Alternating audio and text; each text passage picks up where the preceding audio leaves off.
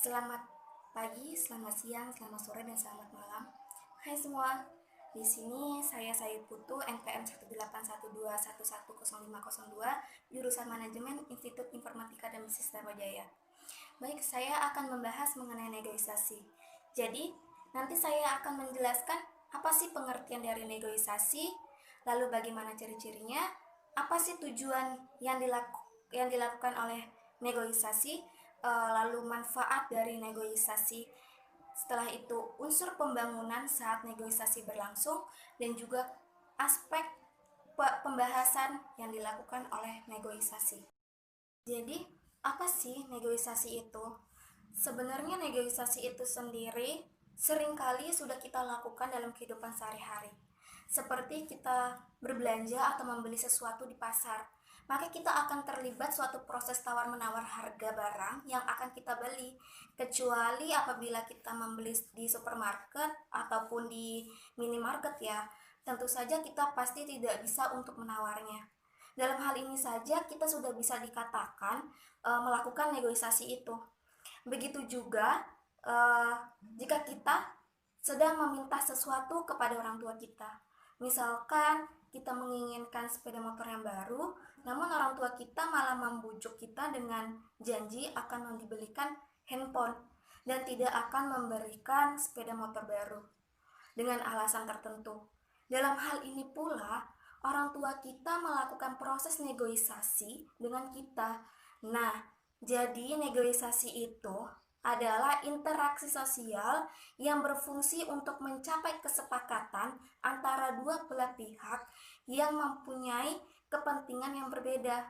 Lalu, ciri-ciri dari negosiasi itu sendiri, yang pertama yaitu menghasilkan kesepakatan yang saling menguntungkan antara kedua belah pihak. Kedua, memprioritaskan kepentingan bersama dan sarana untuk mencari penyelesaian. Setelah itu, apa sih tujuan yang dilakukan saat melakukan negosiasi itu?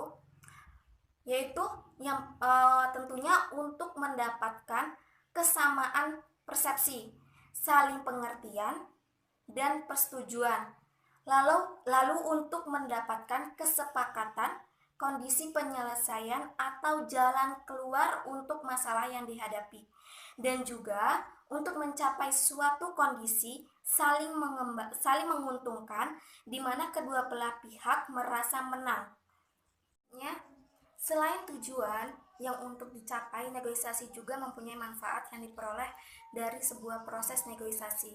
Antaranya untuk bisa menjalin kerjasama antar badan usaha atau institusi ataupun perorangan. Karena dengan terjalinnya kerjasama, maka kedua belah pihak akan menciptakan transaksi bisnis yang sudah terkait. Bahkan suatu proses negosiasi bagian dari proses interaksi guna untuk menghidupkan perekonomian dan skala yang lebih luas. Dan manfaat negosiasi ini mengembangkan pasar yang diharapkan memberikan peningkatan penjualan, karena pada proses ini menghasilkan harga yang lebih baik dan efisien dan memberikan keuntungan yang lebih besar dalam jangka panjang. Berikutnya adalah unsur pembangunan dari negosiasi.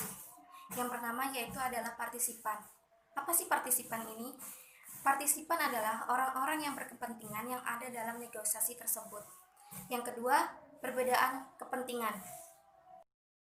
Pastinya orang yang melakukan negosiasi pasti memiliki perbedaan pendapat untuk mencapai kesepakatan, menemui jalan keluarnya bagaimana, dan tujuan yang sama. Dan yang ketiga, ada pengajuan dan penawaran. Tetap dalam negosiasi secara lisan maupun tertulis itu ada pengajuan dan penawarannya. Dan yang keempat itu adalah kesepakatan. Dan yang terakhir adalah aspek kebahasaan di dalam negosiasi. Yang pertama yaitu kalimat perintah. Ini harus menggunakan kata yang halus dan sopan. Dan yang kedua, kalimat tanya. Ketiga, kalimat berita.